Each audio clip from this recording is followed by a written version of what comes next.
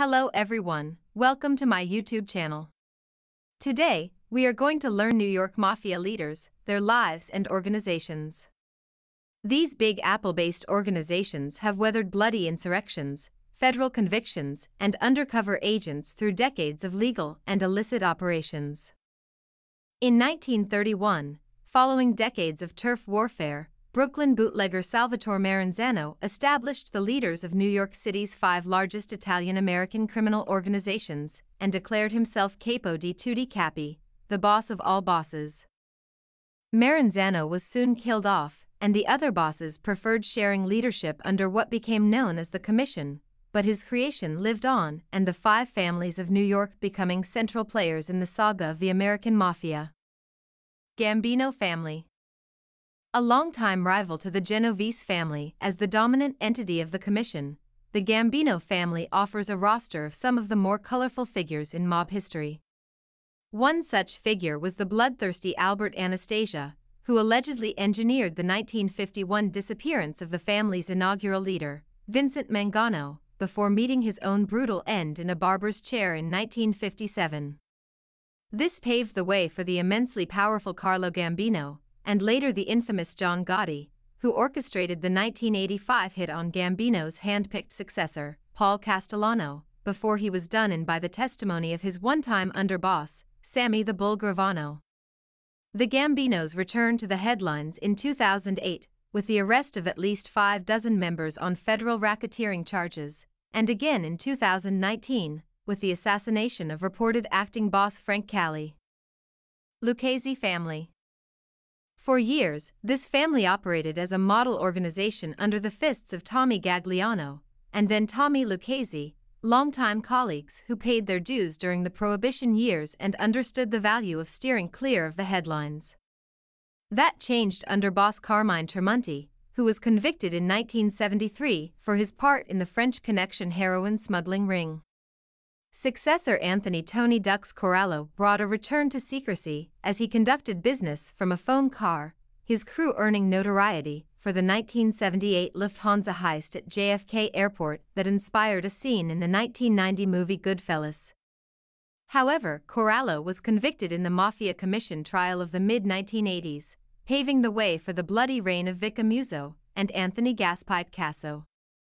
Amuso's murderous ways sealed his own fate when Top Lieutenant Alphonse D'Arco was spooked into turning informant in the early 1990s, though the boss reportedly continued wielding absolute power from behind bars for many years afterward. Genovese Family.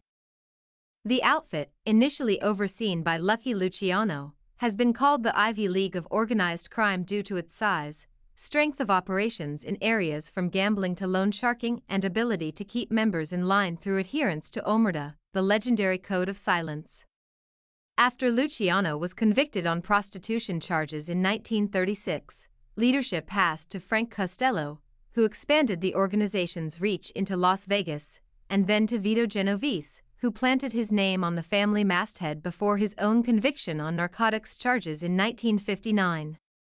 The final decades of the century saw the Genovese run by the powerful and paranoid Vincent the Chin Gigante, who tightened control over union and construction rackets, but also reportedly forbade his men to speak his name under penalty of death, and wandered the streets in a bathrobe in an ill-fated effort to convince the FBI of his insanity. Bonanno Family. One of the oldest families of the American Mafia has also endured some of its most notorious scandals, beginning with the Luciano-ordered assassination of Maranzano that placed 26-year-old Joe Bonanno in charge of the organization. Although he strengthened his authority by allying with the Prophesy family, Bonanno departed after his plan to murder Tommy Lucchese and Carlo Gambino was uncovered in 1964, setting off a family power struggle known as the Bonanno War. The following decade, acting boss Carmine Galante courted more trouble by killing the rival gangs that were butting into his drug trafficking operation, leading to his assassination in 1979. Meanwhile, FBI agent Joe Pistone had infiltrated the family under the alias Donnie Brasco, his 6 years undercover leading to 100 convictions. Despite all this, the Bonannos managed to regain their footing under the leadership of Big Joey Massino, until he became the first New York crime boss to turn informant following his 2003 arrest. Colombo Family. The youngest of the 5 families was founded in 1928 by olive oil importer Joe Prophesy, a legitimate businessman with a nose for extracurricular interests like extortion, prostitution, and narcotics. The old-school Don also rankled underlings with his inflexible demands for a cut of the profits, igniting a mutiny from Crazy Joe Gallo and his brothers in the early 1960s. The passing of the torch to the publicity-hungry Joe Colombo caused more headaches, prompting a 1971 assassination attempt that left the family namesake in a comatose state.